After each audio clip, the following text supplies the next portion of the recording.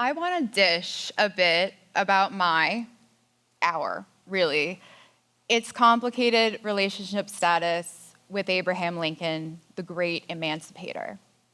And because I'm a historian of education who studies school desegregation, my story starts with the first time I met the man and has led me here to Knox, where I've begun to ask questions about schooling and racial inequality in the land of Lincoln. I first met Abraham Lincoln when I was 3. We met yearly until I was 8, and my mom snapped this picture. It was the 90s. Abe was rather large and imposing, but I recognized his face from books, his hat, his sad eyes, and I met him again when I was 12. And my mom told me where she'd stood in 1963 during the March on Washington, looking up at Bayard Rustin and at Martin Luther King. I met Lincoln when I was 26, but something had changed. I had started teaching 7th grade in a district outside of DC, and one day I was on a run, back when I could run, and I ran up the stairs to the Lincoln Memorial, but instead of looking up at Lincoln, I just stood, totally out of breath, looking toward the Washington Monument and out beyond toward Northeast DC, where I taught. I had spent $50 of my own money on copy paper, and the heater in my classroom had been broken for 2 weeks. My students were surviving poverty, and as a white woman in a predominantly Black school, I was realizing things about the world, about my complicity in white supremacy, and about anti-Blackness in school. The inscriptions around the monument felt like huge lies. Looking out from the steps toward where Lincoln gazed instead of gazing at Lincoln changed the world I saw. I met Lincoln again when I moved to Galesburg, Illinois as an assistant professor. I had studied school segregation in the American South and was at the college to teach ed studies. On my first day of orientation at Knox, I saw Lincoln's face in the hall, I saw his chair, I saw the steps, and I found Knox bound up in Lincoln and then the historical project of abolition. And then I reminded myself to turn away and look outwards at the land of Lincoln.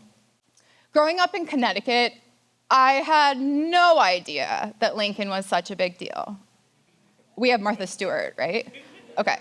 The story goes, Lincoln freed the slaves, and Illinois was a northern state, removed from the Deep South, likewise with Galesburg. But a closer look at the history of education in Galesburg helps us rethink what we think we know about public education and racial equality under the long shadow of Lincoln and abolitionism. So, we're gonna go on a journey together through time and place and see what happens if we stand on the steps of Old Main and look out into the city of Galesburg and at the state of Illinois while thinking about Lincoln. When he debated Douglas in 1858 at Knox and declared slavery to be a moral evil, did he look out from the steps and at his own state, where even though it was designated a free state, slavery continued in multiple forms? What questions did he ask of the founders of Galesburg and of Knox? I'm a history geek, and I am drawn to contradiction, so I'm going to ask a few questions. How do we square the founders' emphasis on education and on abolition with the story of Alva Early? Early was an African-American Galesburg resident who was denied a diploma in 1959 for having challenged the segregation of Lake Story. Mr. Early was finally awarded his degree in 2014. Or how do we think about this abolitionist past given the stories of current Galesburg residents who experience racism and discrimination? Some history to tie it all together. Don't worry, I will make it quick. Galesburg was incorporated in 1857, settled by missionaries who believed in abolition and in manual labor as a path to Christian ministry. Public schools were established in 1861 for, quote, all free white persons, and were initially controlled by Knox College. No schools existed for Black residents until 1863. In 1872, schools in Galesburg were desegregated. School desegregation wasn't justified on moral grounds, but rather on economic ones. Black residents paid taxes to support schools that they were denied entry to, oftentimes passing white schools on their way to their schools. Allowing students to simply attend the closest school, the town essentially established a neighborhood schooling system. But neighborhood schools presented and continue to present a range of issues. Since neighborhoods themselves were segregated, schools reflected the racial demographics of a given neighborhood. Illinois celebrated Lincoln and also maintained racial segregation throughout the 19th and 20th century. Over 75 years later, and after Galesburg schools had been desegregated, Galesburg residents came together in 1948 and talked about the shadows that towered over their civil rights work. A summary of that year's Civil Rights Conference looked back on Lincoln. Quote, "In our conference, two shadows have been over us. There has been the beneficent shadow of Lincoln, and there has been the ominous one of those anti-democratic forces which, in our country today, work for the abridgment or denial of civil rights." A decade later, Lincoln's memory still hung over the debates about civil rights. Atlantic magazine writer Fletcher Martin traveled through Illinois asking Black residents what it meant to be Black in the land of Lincoln. His words. His article reflected on the myth of Northern tolerance as he traveled through Illinois. "I found school segregation as rigid as you are likely to find in Mississippi, residential ghettos as dingy and dilapidated, and as inflexible as in Birmingham or Atlanta. And I found official and private attitudes as dismal and depressing as in the deepest South." Fletcher ended with this remark, "Now I find myself running from the land of the great emancipator to St. Louis, my escape hatch against possible humiliation."